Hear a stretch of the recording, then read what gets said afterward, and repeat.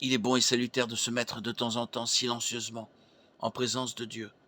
Cela permet de mieux réaliser qui je suis, pour moi-même, face à Dieu et devant mon prochain. Cette attitude de recueillement ouvre le cœur et éclaire l'esprit. Je me réjouis de mes qualités, mais je reconnais aussi mes défauts. Ce temps consacré à moi-même me permet, si je veux être sincère, de me situer plus vrai dans la vie, tout en jouissant de mes droits et en assumant mes responsabilités.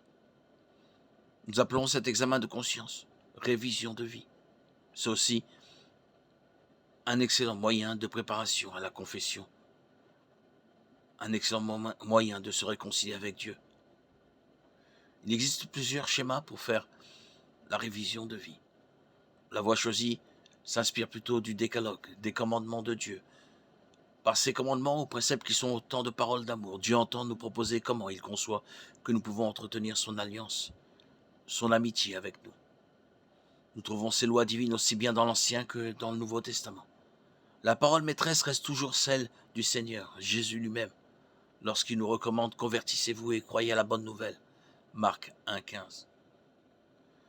Je suis Dieu ton Dieu. Tu n'auras pas d'autre Dieu que moi.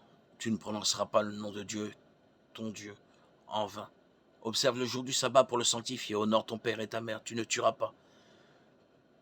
Tu ne commettras pas l'adultère. Tu ne voleras pas. Tu ne porteras pas de faux témoignages contre ton prochain.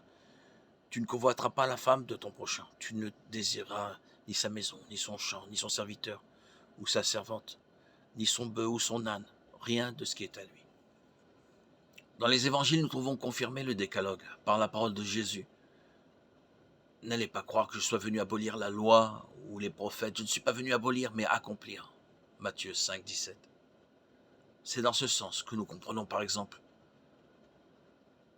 les deux paraboles de l'homme riche, Marc 10, 11, 22,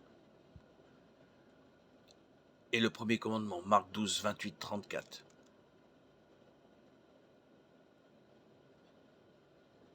Dans ces deux extraits d'évangile, nous trouvons résumé pratiquement ce que Dieu, dans son amour, attend de nous.